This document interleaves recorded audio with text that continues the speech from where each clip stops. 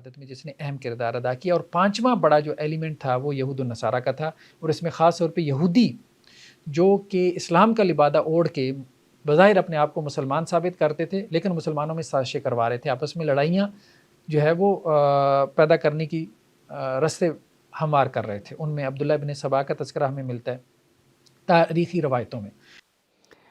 جی ناظرین، ڈاکٹر صاحب چونکہ قاتلین عثمان پہ گفتگو کر رہے ہیں، ہم ان کے جواب میں مکمل ایک سیریز آپ کی خدمت میں لے کے آئے ہیں، اور آج اس کی یہ دوسری قسط ہے۔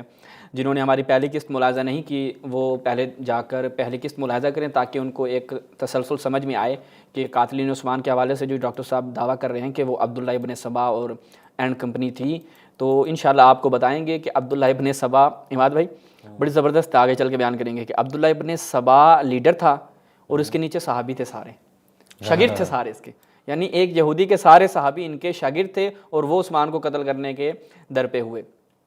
پہلی قسط آپ کی خدمت میں بیان کیا کہ جو ایک شخصیت حضرت عثمان کے خلاف تھیں، ان کو گالیاں دیا کرتی تھیں، ان کو برا بلا کہا کرتی تھیں، وہ کون ہیں؟ جلیل القدر صحابی حضرت عمار یاسر۔ آج دوسری قسط میں آپ کے سامنے کچھ مزید شواہد پیش کریں گے، صحیح سند روایت آپ کی خدمت میں ملاحظہ فرمائیں الطبقات الکبریٰ دوبارہ سے، الجزء الثالث، اس کی تیسری جلد ہے۔ اس میں جب ہم جاتے ہیں عماد بھائی صفحہ نمبر 197 پہ، پہلے اس کی سند دیکھیں، 196 پہ اس کی سند ہے، عفان بن مسلم ہے، مسلم بن ابراہیم، موسیٰ بن اسماعیل، یعنی پہلے طبقے میں یہ افراد ہیں قال۔ اور اس کے بعد کیا کہتے ہیں؟ ربیہ بن کلثوم ہے، ربیہ بن کلثوم بن جبر ہیں، اور وہ اپنے والد سے نقل کرتے ہیں، کس سے؟ یعنی ربیہ بن کلثوم، کلثوم بن جبر سے نقل کرتے ہیں۔ بس یہ تین افراد ہو گئے، ٹھیک ہے، جو آپ کی خدمت میں پیش کریں گے، یعنی عفان بن مسلم، ربیہ بن کلثوم بن جبر، اور خود کلثوم بن جبر، ٹھیک ہے۔ یہ بیان کر رہے ہیں کہ ابو الغادیہ جوہنی، اس کے بارے میں چلتے ہیں آگے، روایت دیکھتے ہیں۔ روایت بڑھتی ہے، اس کی گفتگو نقل کرتے کرتے کہتے ہیں کہ اب فقالہ، بڑی زبردست روایت ہے، ابو الغادیہ کہتا ہے ان کنا نعد عمار ابن یاسر فینا حنانا، کہ ہم یہ سوچتے تھے کہ عمار ابن یاسر ویری گڈ پرسن، بہت اچھے بندے ہیں، بہت اچھے بندے ہیں۔ فبیننا فی مسجد قباء، مسجد قباء جیسی باعظمت جگہ پر میں موجود تھا، اور عمار یاسر وہاں پہ تھے۔ اذ ہوا یقول، میں نے دیکھا کہ عمار یاسر کیا کہہ رہے ہیں؟ الا ان نعسلا ھذا لعثمان، یہ عثمان نعسل ہے۔ نعسل کیا ہوتا ہے، کس جڑی بوٹی کا نام ہے، وہ میں آپ کی خدمت میں لغت سے رکھوں گا کہ یہ عثمان نعسل ہے۔ جناب عمار ابن یاسر جو ہیں وہ عثمان کو کہہ رہے ہیں یہ شخص جو ہے وہ نعسل ہے۔ اچھا آگے دیکھیں، فلو اجد علیہ اعوانا، بڑی زبردست عبارت ہے کہ اگر مجھے اعوان مل جائیں، لَوَتِعْتُهُ حَتَّى أَقْتُلُهُ، حَتَّى أَقْتُلَهُ، میں اسے قتل کر دوں گا، کہ اگر مجھے آوان مل جائیں، حَتَّى أَقْتُلَهُ، اگر مجھے آوان و انصار مل جائیں تو میں اس عثمان کو قتل کر دوں گا۔ کون کہہ رہی ہیں؟ حضرت عمار یاسر کہہ رہی ہیں کہ اگر مجھے آوان و انصار مل جائیں، یہ جو ناصل ہے، ناصل میں ابھی آپ کی خدمت میں بیان کروں گا، اس روایت کی سند بھی پیش کروں گا، اس کو میں قتل کر دوں۔ اچھا اس کے بعد وہ کہتے ہیں کہ صفین کا دن آتا ہے وغیرہ وغیرہ، اور پھر وہ وہی جو پچھلی روایت میں ہم نے بات کی تھی، یہاں پر اسی کا تکرار ہے۔ اچھا جی، یہ روایت آپ نے ملاحظہ کی۔ اب دیکھتے ہیں کہ خود ناصل کا معنی کیا ہے۔ النہایہ ابن اسیر کی فی غریب الحدیث والاثر، الجزء الخامس، عماد بھائی زبردست ہے، الناصل الشیخ الاحمق، اس کا معنی کیا بنے گا؟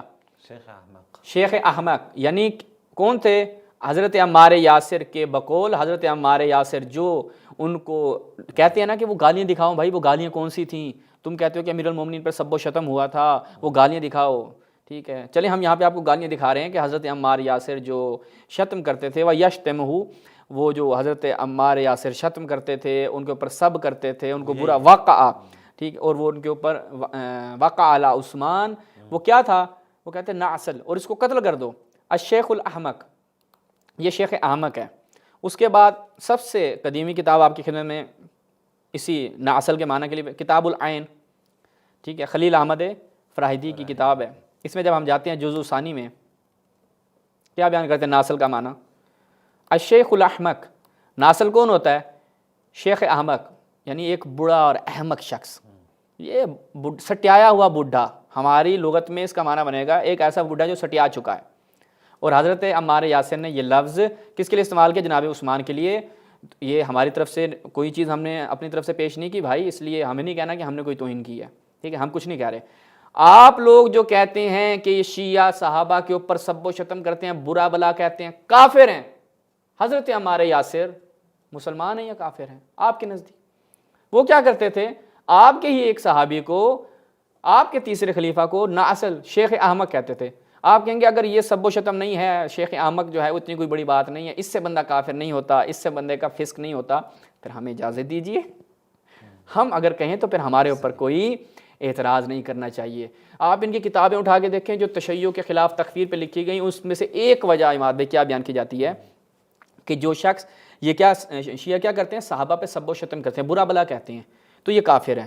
اور خود ان کی اپنی روایتوں میں جو کسی بھی صحابی پر شتم کرے فہوا زندیقن، وہ کیا ہے؟ یعنی یہ خود صحابہ کو زندیق کہہ رہا ہوتا ہے۔ ہاں، خود آپ آ کے، یعنی توہین آپ خود کر رہے ہیں بھائی۔ یہ جو آپ بات کرتے ہیں یہ بات پلٹتی ہے حضرت عمار یاسر کی جانب۔ حضرت عمار یاسر جناب عثمان کو نااصل کہہ رہے ہیں، شیخ الاحمق، ایک بوڑھا شخص جو احمق ہے، کون کہہ رہی ہیں؟ حضرت عمار یاسر کہہ رہے ہیں۔ حضرت عمار یاسر کون ہیں؟ جلیل القدر صحابی ہیں جو حق پر ہیں، جن کے فضائل اتنے ہیں وہ بھی میں آگے چل کے بیان کروں گا۔ ایک ایسی جلیل القدر شخصیت آپ کے تیسرے خلیفہ کو شیخ احمق کہہ رہی ہیں۔ ہمارا سوال معصومانہ سا یہاں پہ یہ ہے کہ ایسا کیا ہوا تھا؟ آپ کہتے ہیں کہ حضرت عثمان کا دور تو بہت اچھا دور تھا، یہ تھا وہ تھا، ایسا کیا ہوا تھا کہ حضرت عمار یاسر ان کو یوں کہتے تھے؟ اور یہ وجہ بنی پھر آگے جو ہے وہ ایک قاتلین نکلے اور ایک سلسلہ چلا جسے آپ چھپاتے ہیں، انشاءاللہ وہ آپ کی خدمت پیش کریں گے۔ اب آ جائیں، یہ ناصل کا معنی ہم نے کہا تھا بیان کریں گے، اب آ جائیں خود اس کے اوپر، سند کے اوپر۔ ملاحظہ فرمائیں سیر و اعلام النبلاء 10ویں جلد مؤسسہ رسالہ کی چاپ شیخ پر اونت، عفان ابن مسلم تھے پہلے صحابی، ٹھیک ہے۔ عفان ابن مسلم جو ہیں، ملاحظہ فرمائیں، ابو حاتم کیا کہتے ہیں؟ ثقۃ امام، امام ہے، ثقہ ہیں، اچھا۔ اور دوسری مرتبہ کیا کہتے ہیں؟ ثقۃ متقن متین، ٹھیک ہے، یعنی ہاں اعلیٰ درجات ہیں کس کے؟ تعدیل کے۔ اس کے بعد اجلی صاحب کہتے ہیں عفان یکن ابا عثمان ثقۃ ثبت صاحب سنہ، ٹھیک ہے، ثقہ بھی ہیں، ثبت بھی ہیں، صاحب سنت بھی ہیں، تو یہ پہلا راوی۔ دوسرا ذکر اسماء من تقلم فیہ وہو موثق، کس کی ہے؟ شمس الدین ذہبی صاحب کی۔ ایسے افراد کہ جو ثقہ تھے لیکن ان کے اوپر کلام کیا گیا ہے، لیکن وہ ثقہ تھے، ذہبی صاحب نے ایسے افراد کی جمع آوری کی۔ 114 نمبر راوی پہ کیا ہے جی؟ ربیہ بن کلثوم، جو دوسرے ہم نے وہاں پہ آپ کی خدمت میں راوی رکھے تھے، کیا ہے جی؟ صدوق وثقہ، ان کی توثیق کی گئی ہے۔ 10ویں نمبر پہ کیا ہے؟ وثقہ ابن معین، اس کی توثیق کس نے کی؟ ابن معین نے۔ اور امام احمد ابن حنبل نے کیا کہا ہے؟ صالح۔ یہ دو نیکیوں بس کافی ہے، اور کیا چاہیے آپ کو؟ اور کیا چاہیے جینے کے بہت لیے؟ بڑے بڑے ہوں۔ پھر کہیں گے بھائی پوری نہیں پڑھتے۔ قال النسائی، نسائی نے کہا لیس بالقوی، عزیزان جو اہل علم حضرات ہیں، لیس بالقوی جرح نہیں ہے، ٹھیک ہے، یہ ہلکی سی کمزوری کی طرف اشارہ ہوتا ہے، لیکن اس سے کوئی وہ نیچے وہ کہتے ہیں وقال مرہ، ایک دفعہ انہوں نے کیا کہا؟ لیس بہ باس۔ نسائی جو ہیں وہ کیا کہتے ہیں؟ کوئی اس میں حرج، کیونکہ ایک دفعہ لیس بالقوی ہوتا ہے، ایک دفعہ لیس بقوی ہوتا ہے، تو دونوں میں زمین آسمان کا فرق ہے۔ لیس بقوی جار شمار کی جاتی ہے، لیس بالقوی جو ہے وہ اس قدر شدید جار استعمال نہیں، یعنی نہیں جو ہے اس کو کاؤنٹ کیا جاتا۔ دوسرے صاحب آخری تیسرے راوی تاریخ الاسلام کس کی؟ شمس الدین ذہبی صاحب کی، اس کی المجلد الثالث بشار عواد معروف کی تحقیق کے ساتھ۔ اس میں جب ہم چلتے ہیں، ربیہ بن کلثوم کے والد کا نام کیا تھا؟ کلثوم بن جبر۔ کلثوم بن جبر راوی ہیں 284۔ وثقہ احمد، احمد ابن حنبل نے جو ہے وہ ان کی توثیق کی ہے۔ تو اس جو سلسلہ سند تھی میں جتنے بھی روات تھے وہ سارے کے سارے کیا ہیں؟ ثقہ ہیں۔ اچھا جی، اب ایک نہایت زبردست بات جس پہ آج ہم آج کی قسط کا اختتام کریں گے، ملاحظہ فرمائیں سیر و اعلام النبلاء، زیادہ حاشیے نہیں لگاتے، سیدھا حوالہ جات صاحب کی خدمت میں کچھ چیزیں پیش کرتے ہیں۔ اس کی پہلی جلد مؤسسہ رسالہ کی چاپ، یہاں پہ آتے ہیں کہ یقول جب اختلاف ہو جائے، ٹھیک ہے، کان ابن سمیہ مال حق، ابن سمیہ جو ہے وہ حق کو تلاش کرنا ہے تو وہ آپ کو حضرت عمار یاسر کی زبان سے ملے گا۔ حضرت عمار یاسر نے حضرت عثمان کو نہ اصل کا، شیخ احمد کا حق چاہیے تو حضرت عمار یاسر سے لو۔ اس کے بعد پھر وہی روایت جو میں نے آپ کی خدمت پیش کی کہ ما خیر ابن سمیہ بین امرین، کہ ابن سمیہ جو ہے وہ اختیار نہیں کرے گا دو راستوں میں سے، الا اختار ایسرہما، انہوں نے صفر و نشون بدید کہ ان میں سے جو بہترین اور راستہ ہوگا وہ اختیار کرے گا سمیہ۔ اس کے بعد پھر نیچے راستہ، کون سا راستہ؟ اختار الارشد، جو ہدایت کا راستہ ہوگا، جو رہنمائی کا راستہ ہوگا وہ اختیار کرے گا۔ اچھا عماد بھائی بڑی زبردست بات ہے، کہتے کون کہتے ہیں؟ شمس الدین ذہبی کہتے ہیں کہ عمار جو ہے وہ ینکر علی عثمان، عثمان کو برا بلا کہتے تھے، ٹھیک ہے۔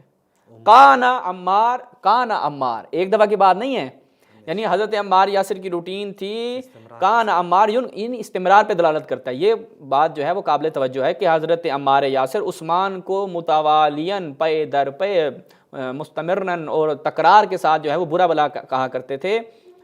آگے اب شمس الدین ذہبی آ کے عمار یاسر کے لیے، حضرت عمار یاسر کے لیے جن کے اس قدر فضائل ہیں، تکلیف معین کر رہا ہے، کہہ رہا ہے کہ آپ کو دیکھیں یہ نہیں کرنا چاہیے تھا۔ خود آتے ہیں تو ایک مقام پہ کہتے ہیں جہاں پر دو صحابہ کا یعنی صحابہ کے درمیان مشاجرات ہو، آپ کو زبان بند رکھنی چاہیے۔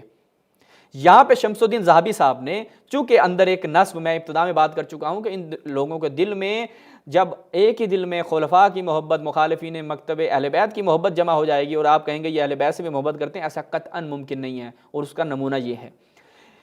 شمس الدین ذہبی آگے کہتے ہیں لو کف عنہ الاحسن، اے عمار یاسر اگر آپ اپنی زبان کو الیاذ باللہ چپ لگا دیتے، احسن بہتر چیز تھی، یہی بہتر تھا، آپ کو عثمان کے اوپر برا بلا نہیں کہنا چاہیے تھا۔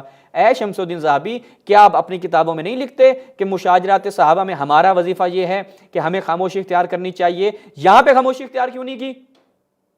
گندے بچے، یہ کیا بات ہے؟ جیسے وہ ڈانٹتے ہیں نا کہ بھائی یہاں پہ خاموشی اختیار کیوں نہیں کی؟ اگر چلو دل کر رہا تھا بولنے کا، رہا نہیں جا رہا تھا، ٹھیک ہے، وہ کہتے ہیں رہا نہیں جا رہا، تم سے نہیں رہا جا رہا تھا، تو پھر حضرت عمار یاسر کا ساتھ دو۔ کیوں اوپر خود فضائل نقل کر رہے ہو کہ حضرت عمار یاسر کے، کہ حضرت عمار یاسر ایسی شخصیت ہیں کہ دو راستوں میں ایک کا اختیار ملے تو جس راستے سے عمار یاسر جائیں گے وہی حق ہوگا، وہی ہدایت ہوگا۔ تو میاں ادھر آنا تھا نا، یہاں پر کہاں چلے گئے؟ حضرت عثمان کی جانب، کہ دیکھیں عمار یاسر حضرت عثمان کو بہت برا بلا کہا کرتے تھے، لیکن اگر وہ اپنی زبان بند رکھتے، خاموش رہتے تو بہتر ہوتا۔ تو یہ ان لوگوں کی منافقت ہے جو ان کے منابع سے جھلک رہی ہے۔ تو ناظرین یہاں پہ ہم اپنی دوسری قسط کا اختتام کرتے ہیں۔ انشاءاللہ یہ جو قاتلین عثمان کی سیریز ہے اس کو آپ پورا ملاحظہ کیجیے گا، آگے نہایت بڑے دلچسپ چیزیں آپ کے لیے ہم لے کر آئیں گے۔ والسلام علیکم ورحمۃ اللہ۔